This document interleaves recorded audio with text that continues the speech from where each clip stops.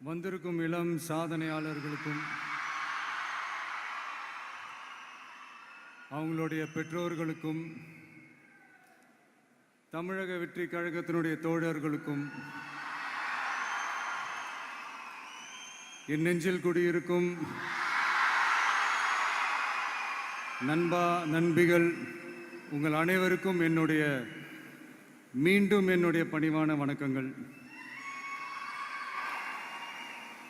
நான் இன்றைக்கி எதுவும் பேச வேணான்னு தான் நினச்சேன். பட் ஒரு முக்கியமான ஒரு விஷயத்தை பற்றி இன்றைக்கி நான் பேசலைன்னா அது அவ்வளோ கரெக்டாக இருக்காதுன்னு எனக்கு தோணுச்சு. அதான் அது என்னவாக இருக்குன்றது நீங்களே கெஸ் பண்ணியிருப்பீங்க. எஸ், நீட்டை பற்றி தான்.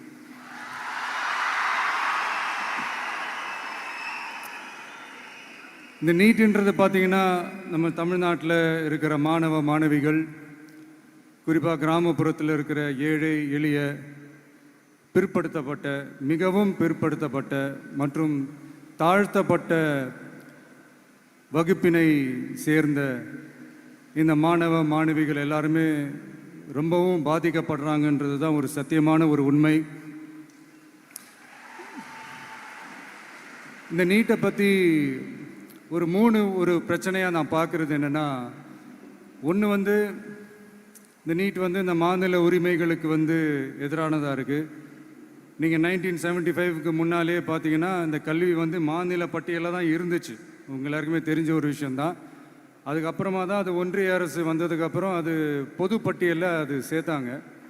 எனக்கு தெரிஞ்சு அதுதான் ஒரு முதல் பிரச்சனையாக ஒன்று ஸ்டார்ட் ஆச்சு. ரெண்டாவது பார்த்தீங்கன்னா, ஒரே நாடு, ஒரே பாடத்திட்டங்கள், ஒரே தேர்வு. இது பேசிக்காகவே அந்த கல்வி கற்கும் அந்த நோக்கத்திற்கே ஒரு எதிரான ஒரு விஷயமாக நான் அதை பார்க்குறேன். ஒவ்வொரு மாநிலத்துக்கு ஏற்ற மாதிரி அந்த பாடத்திட்டங்கள் இருக்கணும். இது நான் மாநில உரிமைகளுக்காக மட்டுமே நான் கேட்கல. நீங்கள் பார்த்தீங்கன்னா அந்த கல்வி முறையில் பல்வேறு கண்ணோட்டங்கள், பல்வேறு பார்வைகள், டிஃப்ரெண்ட் பர்ஸ்பெக்டிவ்ஸ்னு ஒன்று சொல்லுவாங்க இல்லையா, அப்படி அதுக்கு ஒரு முக்கியத்துவம் கொடுக்குற ஒரு விஷயமா அது இருக்கணுன்றதான் என்னுடைய பார்வை. Diversity is a strength, it is not a weakness. பன்முகத்தன்மை அப்படிங்கிறது அது ஒரு பலமே தவிர பலவீனம்னு சொல்ல முடியாது. இதில் இன்னொரு முக்கியமான ஒரு விஷயம் என்னென்னா,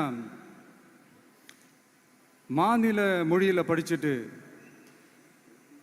ஸ்டேட் சிலபஸில் படிச்சுட்டு, என்சிஇஆர்டி சிலபஸில் தேர்வு வச்சா அது எப்படிங்க?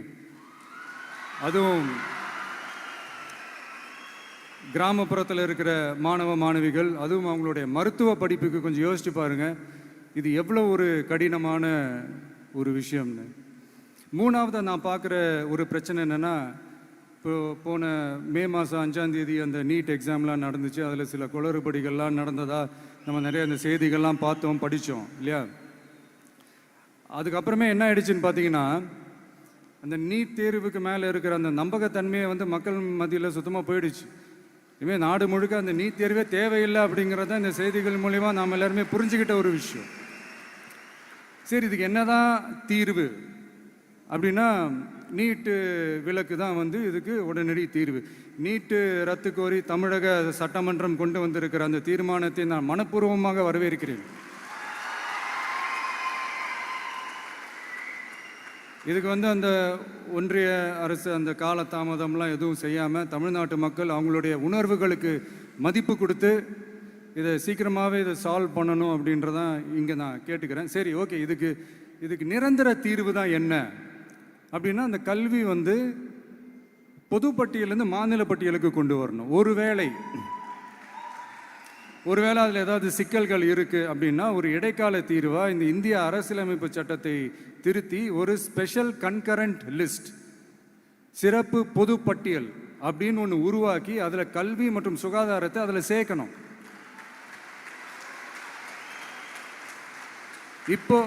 இப்போ இருக்கிற அந்த பொது பட்டியல் என்ன ஒரு பிரச்சனை அப்படின்னா, நீங்கள் அந்த துறைகள்லாம் பார்த்தீங்கன்னா மாநில அரசுகளுக்கு என்னதான் அதில் அதிகாரம் இருந்தாலும் அது முழுக்க ஒன்றிய அரசினுடைய கட்டுப்பாட்டில் தான் இருக்குது. அதனால் மாநில அரசுகளுக்கு அந்த முழு சுதந்திரத்தை அது தரப்பட வேண்டும் அப்படின்றதான் இங்கே என்னுடைய தாழ்மையான ஒரு வேண்டுகோள். ஒன்றிய அரசு அவங்களுடைய கட்டுப்பாட்டில் இருக்கிற ஒரு சில இந்த மெடிக்கல் காலேஜஸ்லாம் இருக்குல்ல, எய்ம்ஸ், ஜிப்மர், பிஜிஐ இந்த மாதிரி நிறுவனங்களுக்கு வேணால் அவங்க வந்து அந்த நீட் எக்ஸாம் நடத்தணும்னா நடத்திக்கலாம். பட் இங்கே வந்து அந்த பிரச்சனை என்னன்னா, இது வந்து என்னுடைய ஒரு சஜஷன் தாங்க. இது நடக்குமா?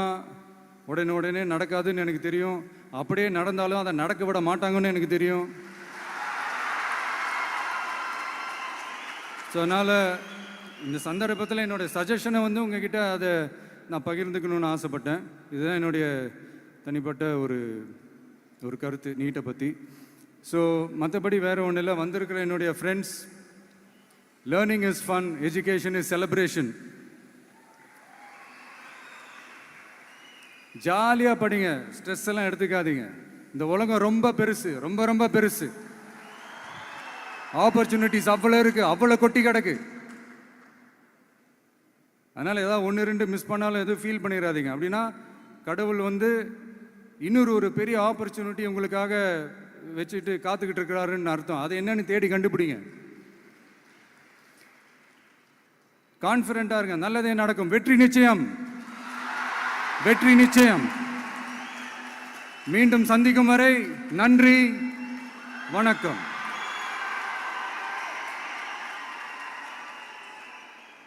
ரொம்ப அழகான விஷயங்களை எங்கள் கூட பகிர்ந்த நம்மளுடைய தமிழக வெற்றி கழகத்தின் தலைவர் அவர்களுக்கு எங்களுடைய நெஞ்சார்ந்த வாழ்த்துக்கள்.